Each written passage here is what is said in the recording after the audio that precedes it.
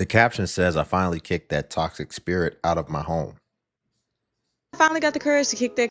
Well, y'all, today I finally got the courage to kick that counterfeit out my house for good. Now, I don't know if it was that lady's prayer at church last Sunday or all the manipulation, cheating, and gaslighting. Either way, the light bulb stopped flickering and finally stayed on. I'm 4 months postpartum. On top of that, I have a toddler. I cannot keep letting a narcissist trample over my mind every day. Baby, I begged God for some freedom, and it seemed like I wasn't gonna get it till I let my hand go. So you know what I did? Baby, I let all the way go. I let go of that man. I let go of all that deceit. And I let go of all this mental pain that he done caused on me. Yeah, my heart probably got some ugly scars now. But it ain't nothing that my therapist won't listen to and God can't fix. Because at the end of the day, these my consequences. Don't nothing good come out of sin. Even though he was separated for 3 years before I met him, that man was married. That's literally adultery. How can I expect God to bless that? Baby, the enemy will have your mind so deceived. I was waking up in the morning praying with a man I'm fornicating with every night. God don't want that for my life. And I hate to say it, but one thing God is never ever gonna do, he is never gonna make a decision for us. Baby, that free will will have you in some strange places. And it had me thinking I was finna marry a married man. But one thing about repentance, if it's true and it's honest from your heart, and if you turn from your way, God will forgive you. I said to myself before I left God, just bless me with a washer and dryer. Cause I don't wanna have to call this man for nothing. God, just help me pay my bills and food. Cause I don't wanna have to depend on him for nothing. And I'm really trying to heal from him, so I really don't wanna talk to him about nothing but his child. Y'all, why my mama decided to randomly buy me a washer and dryer? And I didn't even tell her my business like that. Now, I'm gonna be honest, it wasn't easy trusting God again. But it's looking like he heard me when I went up to that altar and I let it all go last Sunday. So I'm finna trust him. And if I could trust him, you could trust him too. Sincerely, D. P.S. We're not alone. If you know you're not alone, type you're not alone in the comments because we are not alone. Well, y'all. And I want you to leave my office. What's this for? Your little episode yesterday. Okay, I didn't cuss it. The caption says he was trying to evict me over what I said to him because he didn't like the way I spoke. This was illegal, no matter how you look at it. Okay, well, let me see. What's this for? Your little episode yesterday. Okay, I didn't cuss at you, and You said your little episode. That's fine. You just take that. But I want to. No, I just want to know. I want you to hear it. I want you to take it with you, and I want you to leave my office. Okay. Well, who do I need to call? You're gonna hear from my lawyer. You're gonna hear from my lawyer.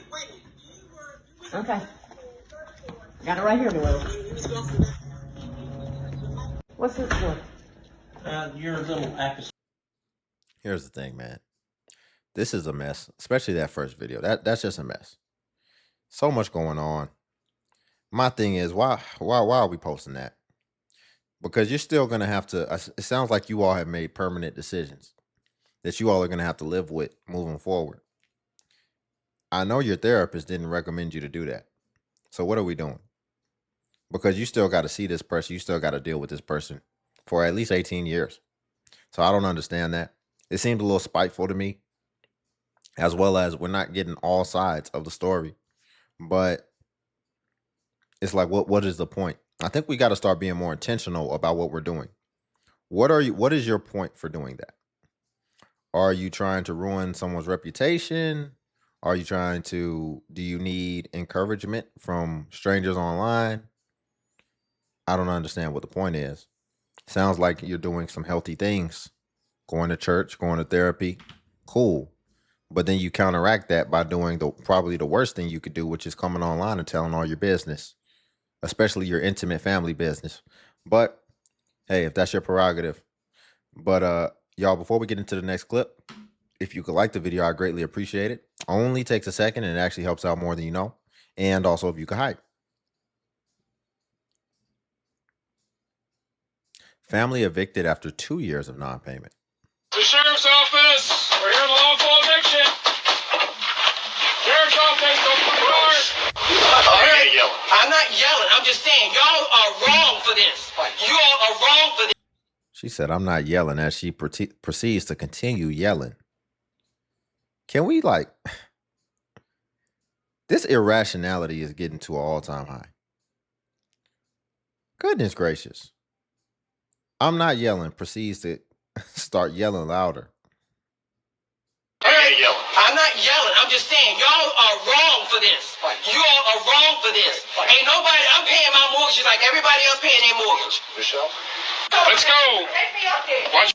Okay, let me try to explain what's going on, okay? Understand this, all right? So this has obviously been going through court for quite some time. No, because... Hang on, let me finish. Let me explain where I'm coming from. And now let's know where you're coming from, okay? So we had paperwork that was signed by a judge that says that as of today, you have to evict Okay, so it's our job. But why? For failure to pay. There's some. No, we don't need to pay. We have the associate. We have all the receipts, and we show them that. I get it, but listen to me, okay? When we tell you that we have to do something, you have to listen to us. No, we listened the first time.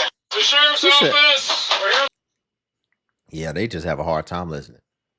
He's like, when we give you an order, you have to listen to that. When we give you a lawful order, you got to listen. She's like, no. What? Just craziness. All right, I just finished this eviction right here, but I found all this money. And it's from the homeless lady. And I feel It says homeless lady gets evicted and I accidentally took her money. bad about the situation. So I just want to return it to her. And she supposedly stays in the library most of the time.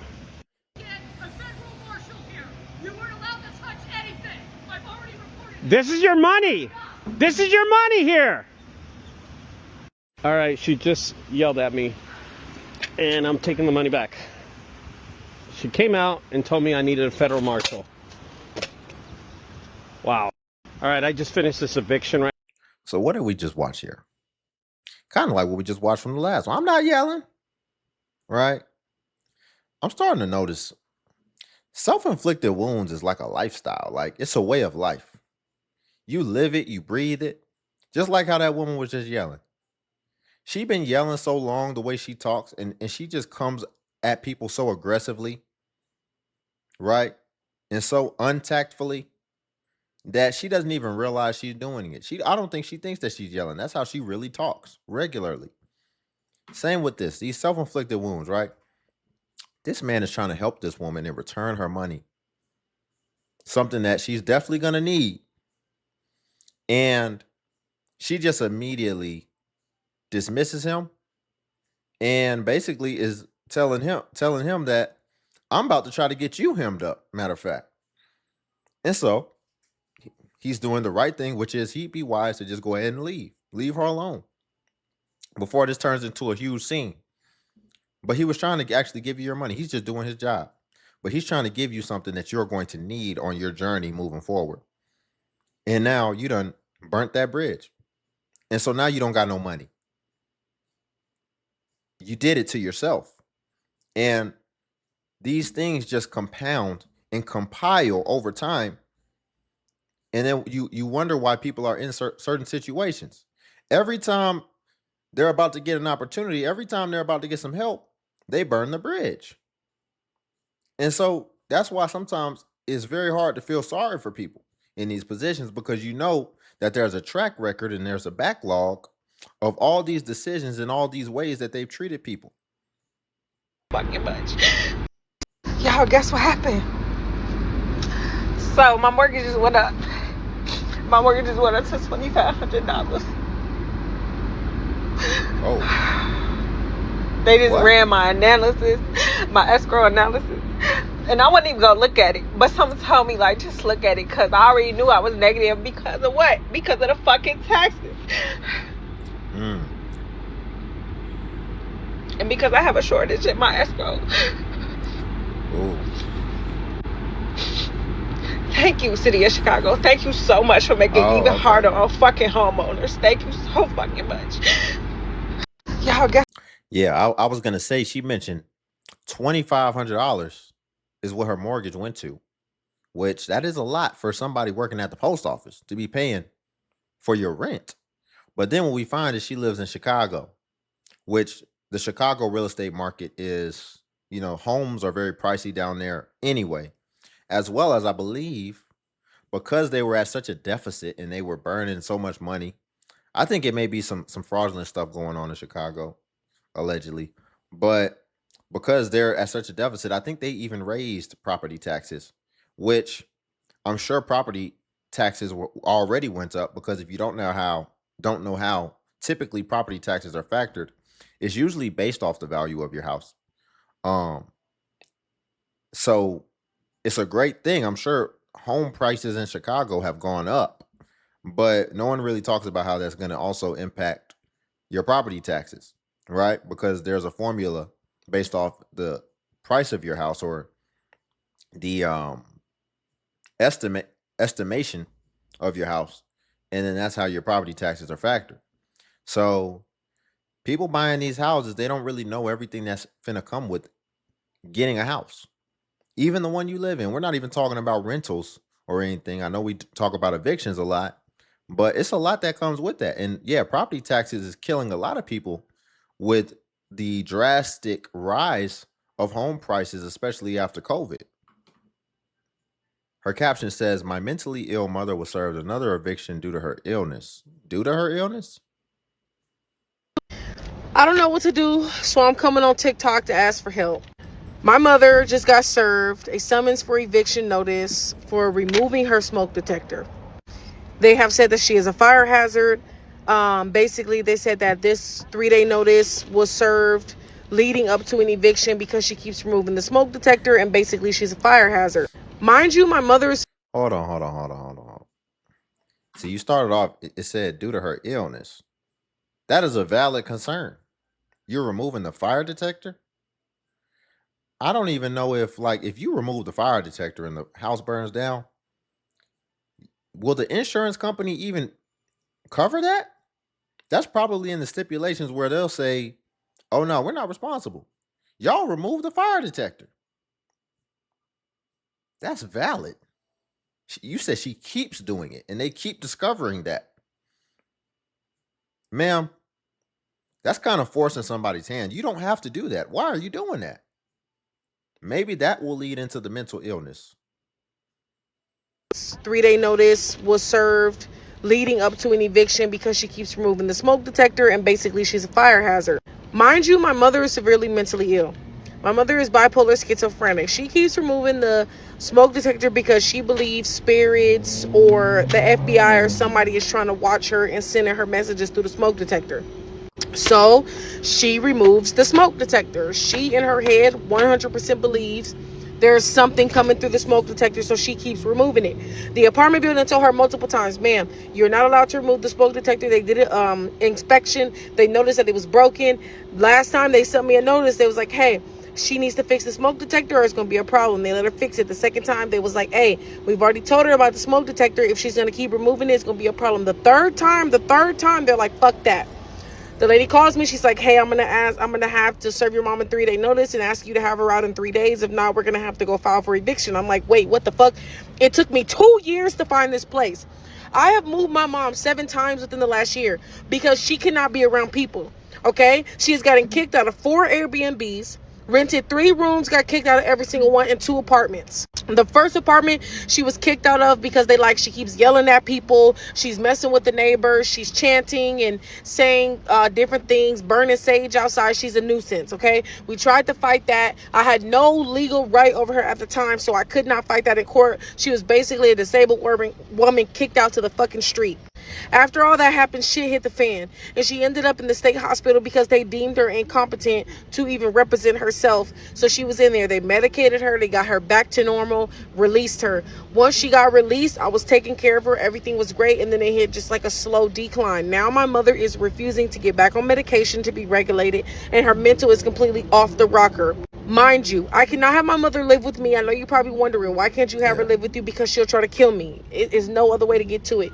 It's too much on my own mental health. I have almost died dealing with my mother. It's been so much severe stress. I've been dealing with this my entire life. I cannot have her in my house. Okay, I just cannot. I wish that I could, but I cannot. Yeah, this is a sad situation. This definitely happens. It's people dealing with mental things. If you don't know, I believe they cut a lot of funding for mental institutions, right? So now what happens a lot of times is that these things start to fall onto the hospital now. So now hospitals who are already understaffed as it is and who already can barely fit in just regular people. You go to some hospitals, it could be the emergency room. You could still end up sitting in there for 4 or 5 hours before you're seen, right? With blunt trauma. So now you add another fold into it where now mentally ill people are going there because there's no other place to send them. And this is what you have. It's tough because as she outlined, now it's just giving the medication and just trying to, go from there. But if they don't take it, then that's a big problem. And see, her mom is probably at the point where she needs to be like in an institution living there. But there just really aren't a lot of resources for those type of things anymore when it comes to the mental aspect. I wonder why. Maybe all the funding is going towards government assistance. Who knows? But yeah, I definitely feel for that. So now I'm sitting here like, what the fuck am I supposed to do? I can't get her Airbnb. She gets kicked out of those. I've already been charged by Airbnb 3 times because of situations. She cannot rent a room and live with other people because every time, literally, I moved her in a room. They made her leave 2 days later. The other room, they wanted her out. Every single time I rented her room, they're like, we cannot deal with her. Her behavior is too erratic. But I cannot afford to put her in a home. A home is $4,000 a month. I cannot afford that. Realistically, I cannot. I do not have the money, the resources, or nothing to take care of her. I have let this situation take over my entire life. And there's only so much I can say in this TikTok video because 5 minutes, 10 minutes is not enough to explain what I went through my entire life. But please, somebody send me some fucking help. I need legal help because now the court is telling me that if I don't have conservatorship or any legal anything, they don't accept power of attorney, I cannot represent her. She is not even mentally capable of representing herself in court. And here we are dealing with another fucking eviction. So now I'm sitting here with a couple days to move my mom again with nowhere to take her, no resources. Again, she's being discarded by the fucking... Yeah, I had to cut out part of the last part of her video because she started saying some crazy stuff. And so it's possibly some of those things from her mother might have passed down to her too. But I do understand her frustration. I definitely understand her frustration when you want to be getting on with your own life, right? You want to be starting your own life. And now it's like your parent has become your child, especially if you haven't had any kids. That's sad, man. I always hate when I see kids or people who are trying to like start their life and they have somebody that they got to take care of who was really the person who was supposed to take care of them. But it happens. It definitely happens. You know, the way things are is really only 2 ways you can do it. Either they can just have you medicated like crazy and have you sedated, or they just wait until you just do something super crazy and then they put you in jail. And then I think they have a lot of mental health resources in jail. Honestly, that's usually how it works now. There's no in between as far as a facility for mentally unstable people. Far behind. And I'm not saying I don't take accountability for me owing past due rent. I was literally just led on up until... Hold on. It says that's crazy. My landlord only let me go 1 month behind. So basically you're saying like, oh, they only let me get 1 month behind before they started filing on me. Well, what were you trying to do? Not only did he later get far behind, and I'm not saying I don't take accountability for me owing past due rent. I was literally just led on up until I was blindsided 10 days before my first court date.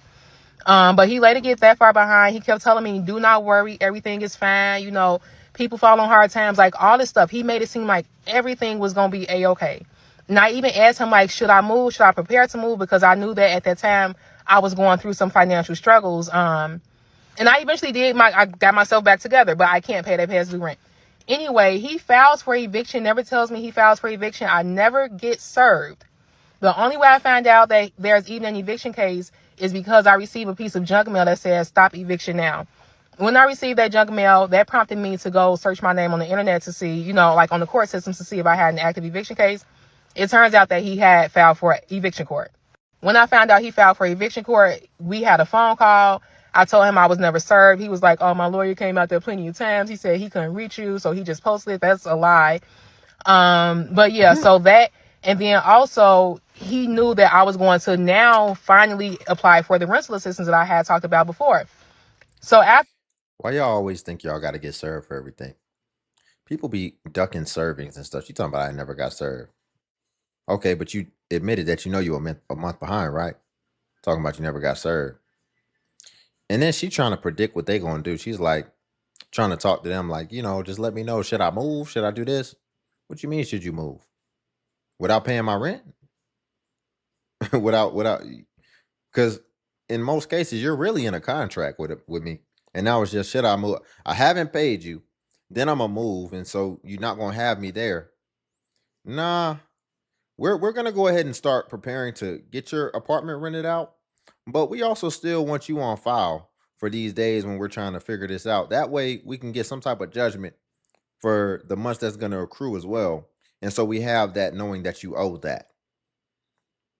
You ain't getting no warning. You didn't warn them when you didn't pay them that month, right?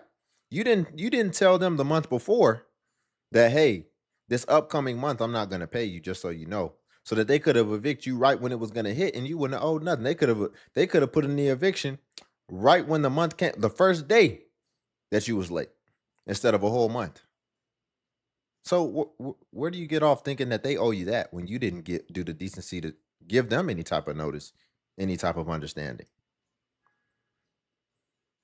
I applied for the rental assistance. He knew I was about to do it right then. After I applied for that rental assistance, I sent him a screenshot. I say, hey, I just did the rental assistance application. Be on the lookout for your email, something like that, because he had to do his portion as well. Between that time and my initial court date, it was a very small time frame, a few days, less than 10 days by that point. So between that time, I had received another email from the rental assistance stating that my landlord still had not done their portion of the rental assistance application. So I messaged him the day before court, and I was just like, hey, it's still saying you haven't done your part. You know, did you receive the email? And that's when he called me and said, hey, we decided we're not going to accept the rental assistance. Right. It's over. They filed it already. People are asking, how did it get to, I'm still in disbelief. People are asking, how did they get to 10K? When I spoke with legal aid, they said that includes lawyer fees. I'm sorry, I think I stopped recording. But they said that includes lawyer fees. The 10K includes lawyer fees, according to legal aid, court costs, partial of the past due rent, and then they will also want security of the next rent as well. It should not have had to get this far. Again, I'm not saying I'm not taking any kind of accountability, but after that 5-day notice is served, you have to get on your landlord has to come to some kind of agreement. The landlord never came to the agreement. And then also I don't really hear much accountability in this. Is it just me? I don't really hear much accountability in this. Like, she's putting it on them. Like, they got to file this thing for her. See, if you don't know, once they start the eviction process, they can't accept any more money from you. If they accept it, they have to start all over again. And as you've just seen what those court fees are, because she said she was only like 1 month behind. And then now they also want another month of what it will be. But everything in between that is court fees and lawyer fees. So why would they want to restart that process all over again? She done sent them the rental assistance thing. Why you didn't file for rental assistance the month before you knew you was about to not pay the rent? You filing after the fact and then putting it on them like, yeah, this is going to be getting y'all rent. But then they still don't have no guarantee moving forward. This is on you. You played the dumb game and you won the dumb prize in the form of 10K for 2 months. You mess around, miss 1 month of rent, and now you owe 10K. Lied to me. I had been working on what can we do, ask like, what can we work on? What can we do? How can I get this? Basically, what additional rent can I add to my regular month's rent to bring me current? He kept saying everything was cool and shit, everything wasn't cool. And I kept telling him I was worried because I felt like there was a need to worry. I kept telling him I was worried. He kept telling me, don't worry, everything is fine, everything is fine. Up until April 1st. And I found out everything was not fine. Yeah, that's how they felt when they didn't get their rent. What entitles you to guarantees while you're giving them no guarantees on their side? Ma'am, they don't owe you anything. They only have to act in their best interest, not yours. We're so misguided. Like, these people don't owe you nothing. Just as you see, the funny thing is you actually owe them something, but you still acting like it's on them. They don't owe you anything aside from what was outlined in the contract that you were the first person not to fulfill on. People aren't understanding this. There's so many people out here who are just so unreasonable and so irrational, and they lack fairness, and they're very biased on their own behalf, and they cannot see past their own self. Well, these people have obligations and responsibilities as well that they have to tend to. and that they expect you to handle your side of things so that they can tend to that. If not, then they're going to handle their business accordingly. And it's not their concern whether or not this has a negative implication on your life. So just honor your agreement. Do what you can. You're doing everything. Are you willing to work 80 hours, 100 hours in a week to make sure that you fulfill your obligation? People ain't willing to do everything in their power to try to get something, but they'll just try to go to get some assistance, which i.e. means free money. That you just fill out a form and then you just get free money. You just get something wiped away before they just actually do the hard work and do what it takes to honor their commitment and their responsibility. Whew. Hardware. It says the store next door got evicted and the landlord put all their stuff out. People been here since this morning grabbing stuff. Freight store don't got evicted. They putting stuff out here. I'm getting what I can. That's all I got so far. All right, y'all. This is the final of what I got. So I got this screen. It does work. I already tried it. We're going to play around with that. I got these little buggies for when I use them at home for my personals. Some extension cords. Some heavy-duty wipes for cleaning our house. Some more extension cords and lights. A lot of that was handyman shit. I ain't no handyman, so I just got some cute girly things. Well, this boy came from Slytherin house. Every time I'm just listening for the S's. What did he say? It was one of them words. He said, boy, I almost fell out rolling. Hold on. I'm gonna watch it again. Let me see. Whew. Hardware freight store don't got evicted. They putting stuff out here. I'm getting what I can. That's all I got so far. They got evicted. All right, y'all. This is the final of what I got. So I got this screen. It does work. I already tried it. We're gonna play around with that. I got these little buggies for when I use them at home for my personals. Some. I got these little buggies. Got these little buggies.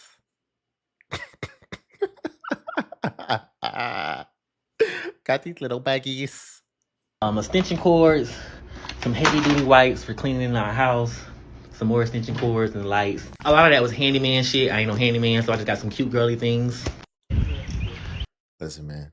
Listen. Hey, everybody can get these jokes. That's equality. Jokes. Exactly. Oh, man. Yo, we're going to leave it there for today.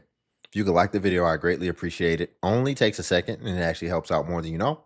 And also, if you could hype the video. Hype is a new feature that YouTube offers where it helps smaller content creators like myself. And basically, when you hype, it actually pushes us to the extent that it pushes the larger content creators. So you just press the hype button, then it shows the points. And since I am a smaller content creator, we actually get more points per hype. And it was designed for smaller channels, and that's why. And then also Patreon's link below if you want to see self-improvement content as well. But until then, I'll catch you in the next video.